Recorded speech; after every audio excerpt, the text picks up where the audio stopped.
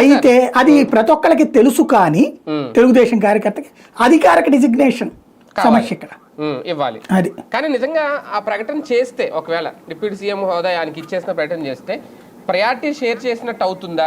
అంటే పవన్ కళ్యాణ్ గారికి ఆ పదవి అలాగే ఉంచుతారు, ఆయన దూకుడైతే ఆపలేరు, పదవి అయితే ఇవ్వగలరు కానీ ఈయనకి లేదు, ఆపలేరు. కానీ లేదంటే దీనివల్ల ఆ దూకుడు ఏమన్నా కంట్రోల్ అవుతుందా?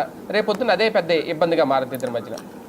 అంటే ఇక్కడ సమస్య ఎక్కడ వస్తుందంటే, వరుసబెట్టి వీళ్ళు గనక అదే గందరగోళం చేసుకుంటూ వెళ్తే వీళ్ళంతటి వీళ్ళు చేయగాల్చుకున్నట్టు. నన్ను అడిగితే తెలుగుదేశం కానీ జనసేన వాళ్ళు కానీ ఇది సాగ తీసుకోవడం మంచిది కాదు. అగ్ర నాయకులు రంగంలోకి దిగాలి, దీన్ని కంట్రోల్ చేయాలి, లేకపోతే కనుక చాలా ప్రాబ్లం వస్తుంది. ఎందుకు అంటే ఇది ఒక్కసారి రాజుకుంటే కంట్రోల్ చేయడం కష్టం.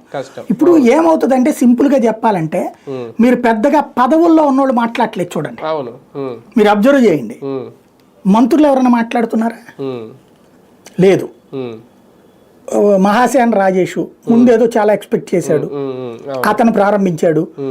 పాలిట్ బ్యూరో సభ్యుడిగా ఉండిపోయి ఆ జిల్లాలో మాధవి సీరియస్ పాత్ర పోషిస్తోంది, బీటెక్ రవి సీరియస్ పాత్ర పోషిస్తోంది. తను ఎవరు పట్టించుకోవట్లేదు, తనకే పదవి రావట్లేదు. అక్కడ మంత్రులు కూడా ఉండే ఆ జిల్లాలో, కడప జిల్లాలో. కాబట్టి అక్కడ ఉన్న శ్రీనివాసులు రెడ్డి మాట్లాడాడు, తను లోకేష్ దృష్టిలో